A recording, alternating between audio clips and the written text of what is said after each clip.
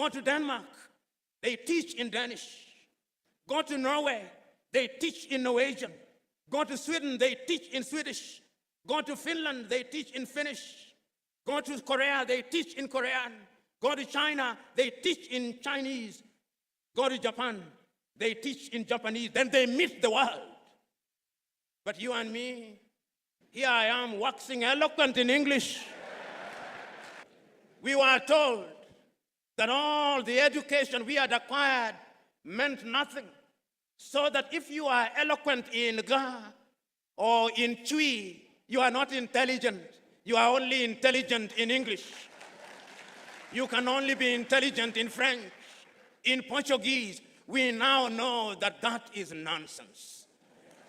When that great Nigerian musician in the 1980s, fella Nicola Pokuti said, "Teacher, don't teach me nonsense." He meant it. He was reminding us that we must examine our education system. You know, when the British came here and they were establishing schools across Africa, and then when they were establishing Achimota, which is famous for producing great Ghanaians, the intention was to produce young men and women who would support the colonial empire.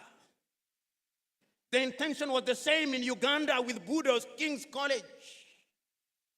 It was the same in Kenya with the Alliance schools. As Chinua Achebe says, the white man was clever. He came and put a knife in the things that held us together, and things fall apart.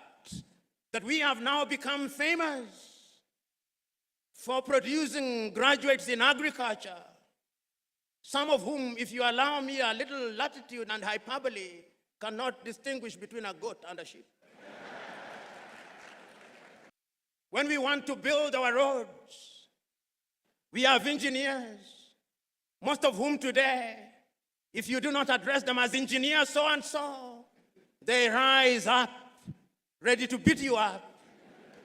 But yet, when we are building our highway from Accra through to Winneba, through to Cape Coast, through to La Côte d'Ivoire, it is the Chinese that I see, which calls into question, what type of engineering are we teaching? We are producing doctors, and they are good, some of them. But yet, when those of us who have the ability are sick, unless they do not know, they want to be airlifted to Dubai and to Germany. They have no faith in our medical system.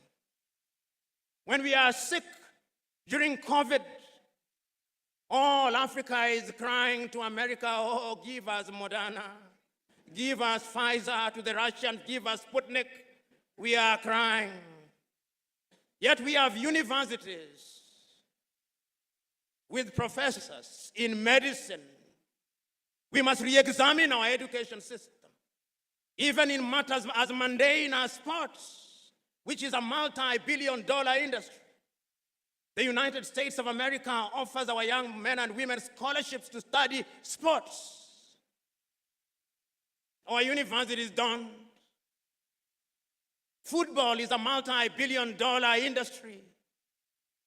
But yet, when one of the masters of ceremony was speaking in jest, it is not the anthem of Asante Kotoko that he remembered, but that of Liverpool, "We shall not walk alone." Theosagiefo was right when he said, we may actually solve the economic problem. We may even solve the political problem. But I dare say that the mental problem which was impacted and makes us feel inferior will take a little longer to solve. In 1933, Carter G. Woodson, that African-American educator writing in his book, Miseducation of the Negro, said that we have been so miseducated for so long. Our self-esteem has been undermined for so long. We have been made to use the back door for so long that even when we are told to use the front door, we look for the back door, and if we can't find it, we create our own back door. the level of our miseducation is amazing. We must change it in order to enter into the 21st century. Today, if I stood here and asked young Africans, and there is no shortage of them here, how many African authors do you know? And I asked, which is the last book of Chinua Achebe that you read? Or Kofi Awunor? Or Aikwe Yama? Or Kamara Lai? Or Flora Nwapa? Or Dambisa Moyo? Or more recently, Chimama and Ngozi Adichie? Or Yagiansi? How many have? We have been made to believe that it's only Shakespeare and Charles Dickens that matter. The Osagyefo, to whom Africans owe an apology, wrote in his great book, Neocolonialism, the last stage of imperialism, and the most dangerous. We are in that stage.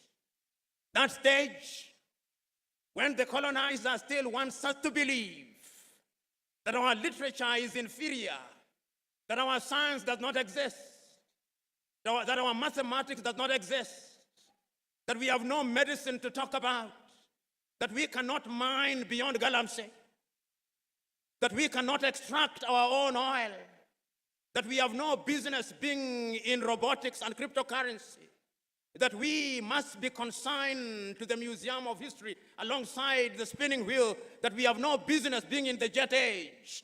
That is what we are being told. And my fear is that we appear to be believing it. If we are to give meaning to our independence, then education must be our focus. So said Ethiopia's Haile Selassie.